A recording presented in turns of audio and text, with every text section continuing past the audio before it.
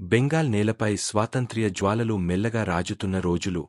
అలాంటి సమయానికి జనవరి 1897 23న ఓ సాధారణ కుటుంబంలో అసాధారణ బాలుడు జన్మించాడు. సుభాష్ చంద్రబోస్. తండ్రి జనకీనాథ్ బోస్, ప్రముఖ న్యాయవాది. తల్లి ప్రభావతి దేవి, ధైర్యం, క్రమశిక్షణల ప్రతిరూపం. సుభాష్ చిన్నప్పటినుంచే ప్రశాంత స్వభావం, లోతైన ఆలోచన, కానీ దేశభక్తి రక్తంలోనే. స్కూల్లో అతని క్రమశిక్షణ, విద్యలో ప్రతిభ గురువులను ఆశ్చర్యపరచేవి.